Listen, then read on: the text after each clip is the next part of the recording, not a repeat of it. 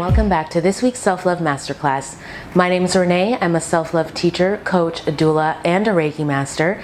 And every single week we come back to this channel to explore new ways to develop our self-esteem, our self-worth, and to create the inner wisdom so that we can manifest the life of our dreams. Today I'm going to be talking to you all about motivation. And specifically, how do we go from being someone who has a really great idea or something that we're deeply passionate about that we want to do, to actually being someone who is out there in the world sharing that magic, sharing that passion.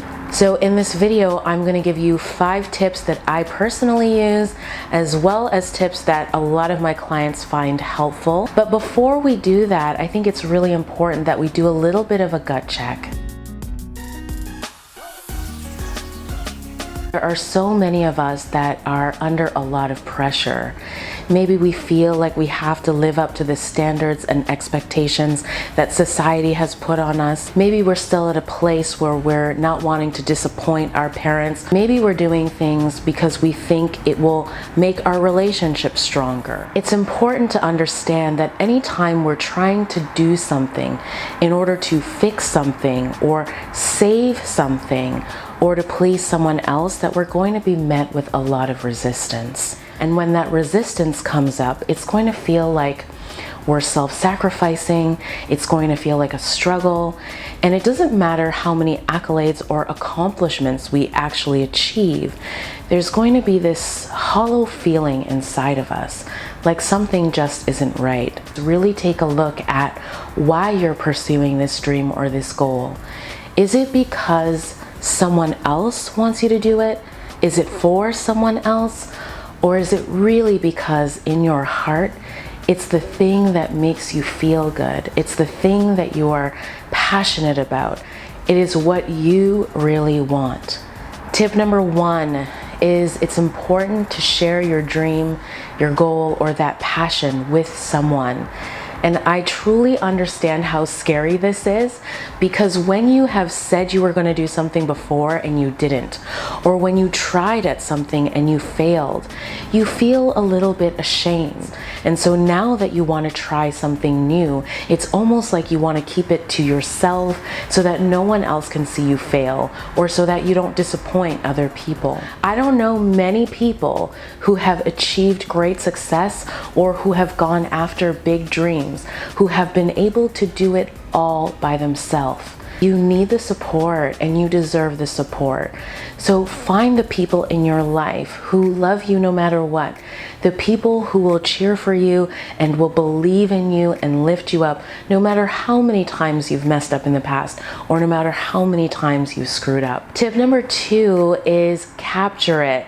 Specifically, what I mean is you want to have your idea, this goal, this dream, or something that represents it in a place that is always in your light of sight. You always want to be reminded of what excites you and what makes you happy and what makes you get up in the mornings.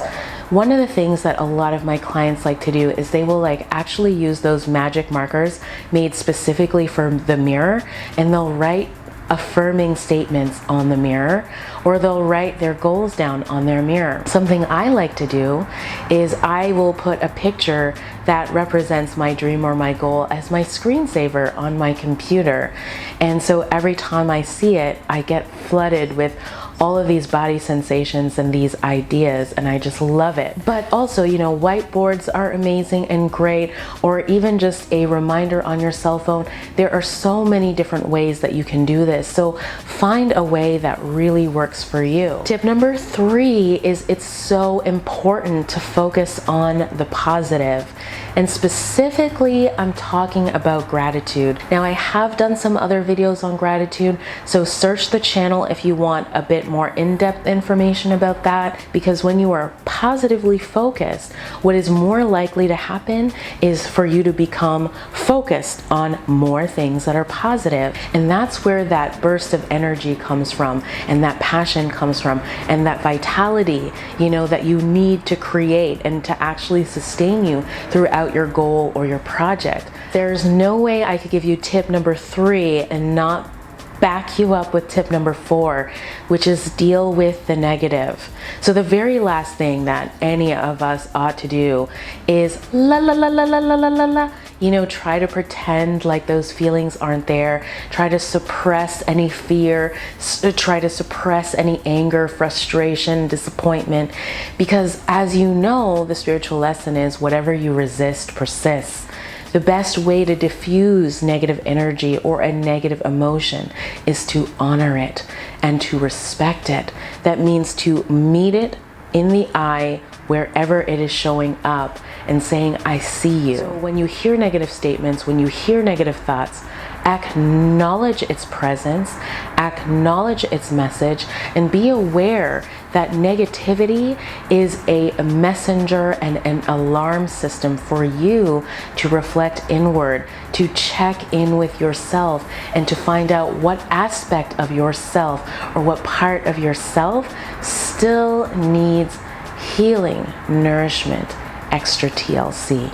Tip number 5 is easily one of my favorite tips, and it is praise yourself. When it comes to ourselves, because a lot of us are coming from a place where we still feel damaged emotionally, or our self-esteem is a little bit shaken. We feel like we have to accomplish these huge, monumental, impossible things before we deserve praise or acknowledgement. Something even as simple as getting out of bed in the morning, you deserve praise for. Because the reality is that there are millions of people around the world who struggle just to get out of bed every day.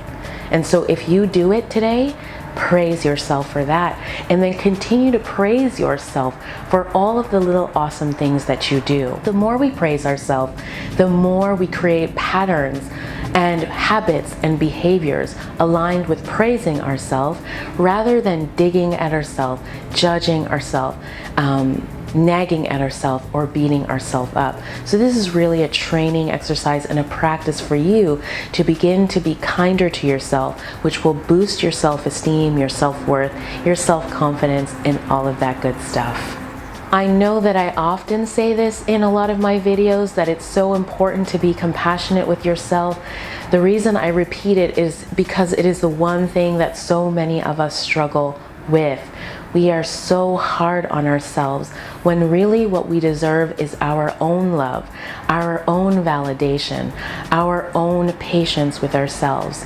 There's nothing in the world that you can't do. Remember that other people have gone through the worst and have made it through. So can you. So y'all, I have so enjoyed doing this video for you.